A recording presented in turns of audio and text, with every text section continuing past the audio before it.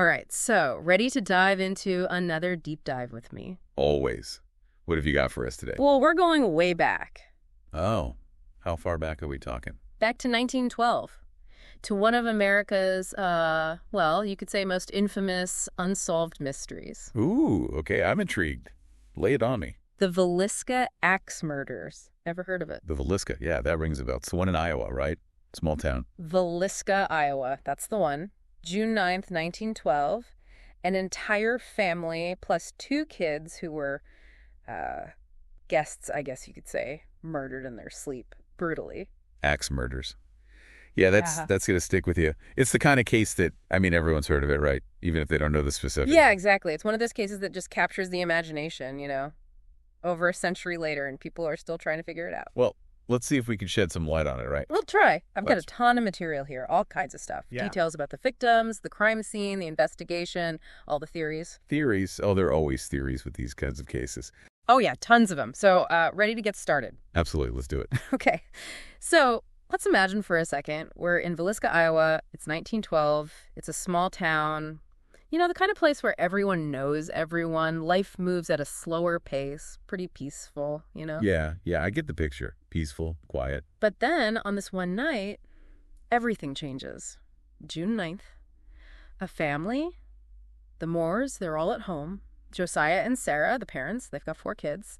Lena, she was the oldest, 12. Ina, 8. Raymond, 7. And little Paul, just 5 years old. Oh, gosh, that's a whole family wiped out. Just awful. And it gets worse. 2 of their kids' friends were sleeping over that night, too. Ina's friend, Mary Peckham, she was 11.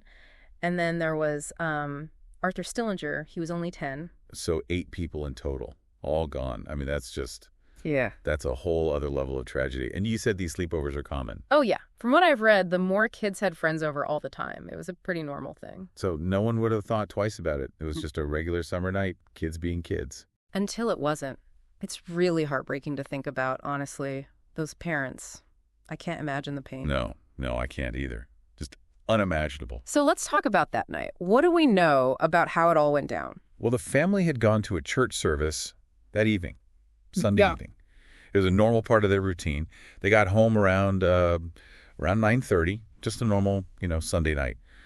But a few hours later, everyone in the house was dead. Every single one of them. Bludgeoned in their sleep? Yeah. The killer used an axe, multiple blows to the head, each victim. It was brutal. And there's this other detail, too, that always gets to me. The sheet. The sheets, yeah. The killer covered all the bodies with sheets after they were done. Why? It's bizarre, right? What do you make of that? Honestly, I have no idea. Some people think it was an attempt to, hide what they did. Maybe he had some twisted sense of remorse. Maybe trying to, erase it. I don't know. Yeah. It's definitely creepy. Like something out of a horror movie.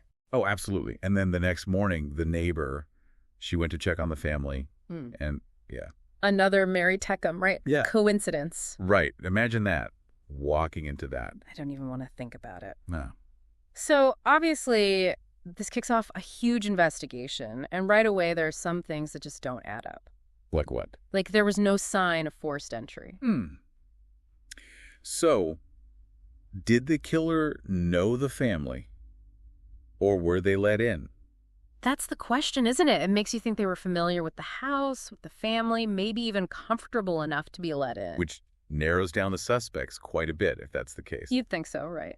But then there's the murder weapon itself, the axe. Where did you find that? It belonged to the Moores. So either the killer knew it was there, planned to use it, or took it from the property afterwards. Either way, it seems pretty premeditated. Yeah, this doesn't sound like a random crime of passion. Someone went in there with a plan. And to make things even harder for investigators, there was very little evidence left at the scene. Well, it's 1912. Not exactly CSI, right? Right. No DNA, no fancy fingerprinting databases. They had to rely on what they could see, what witnesses could tell them. Good old-fashioned detective work. Not easy with a case like this. I bet. So they had a brutal crime, no forced entry, no real evidence to speak of. Small-town police force. Recipe for an unsolved mystery. You could say that. But it's those unanswered questions that keep people coming back to it, don't they? The need to try and understand how something like this could happen. It's human nature to look for answers, even when there might not be any easy ones. Exactly. But maybe we can find some. We've got a lot more to unpack here. Suspects, theories, all that good stuff. Well, I'm all ears. Let's hear it. It really is like a puzzle, isn't it? Totally. All these pieces, these little clues, but do they actually add up to anything? The question, right. Exactly. So let's talk about the suspects, theories. Where do we even begin? Well, there are a few names, a few theories that really stand out. Okay, I'm ready. Hit me with them. Reverend George Kelly. A reverend. Okay. What's the story there? Traveling preacher, he'd visited the Moore house not long before the murders. That's interesting. Yeah, it gets weirder. Weirder how? Kelly's behavior after the murders. Uh-oh. What did he do? He became kind of obsessed with the case. Obsessed? Like how?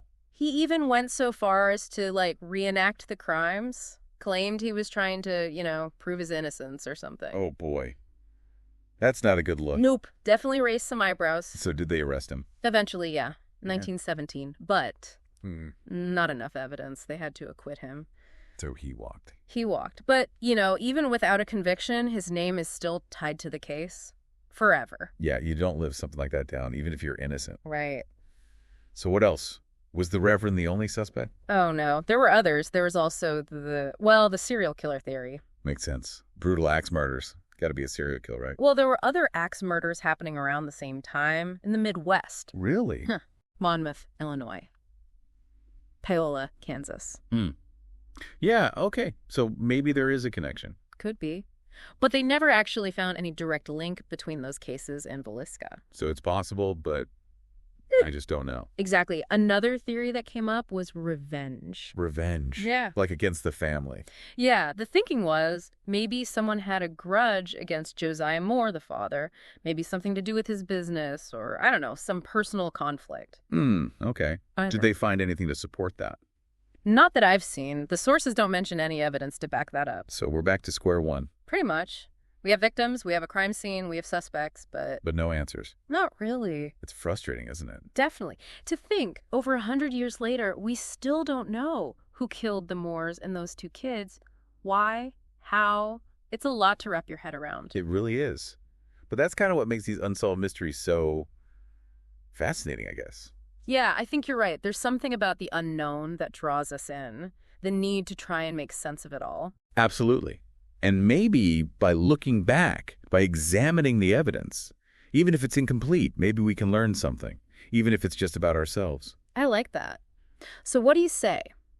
Ready to dive a little deeper? Explore some of these theories. See what else we can uncover. Let's do it. I'm ready. It's like a puzzle you can't put down, even if you know you might never finish it. Right. And it makes you think, what if those investigators back in 1912, what if they'd had the tools we have now? DNA testing, all the databases, computer modeling. It'd be a different story, wouldn't it? Probably.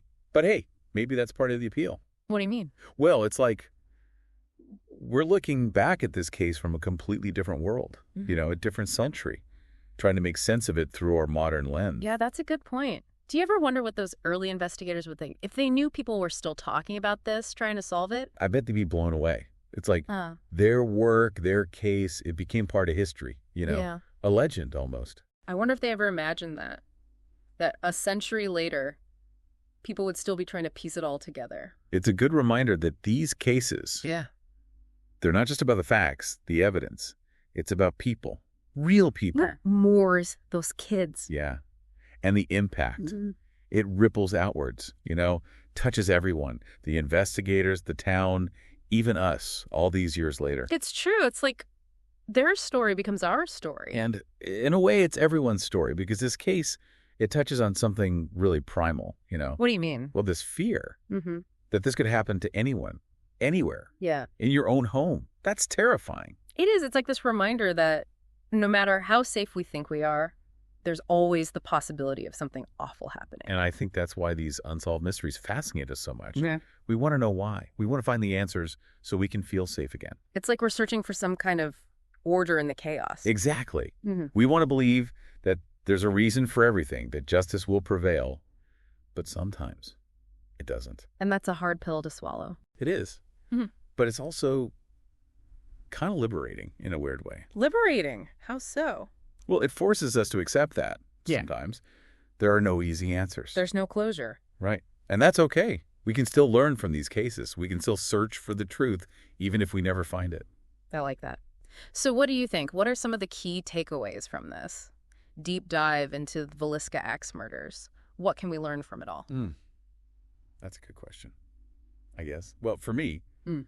it's a reminder to be critical, to question everything. Don't just accept things at face value, especially with these kinds of cases.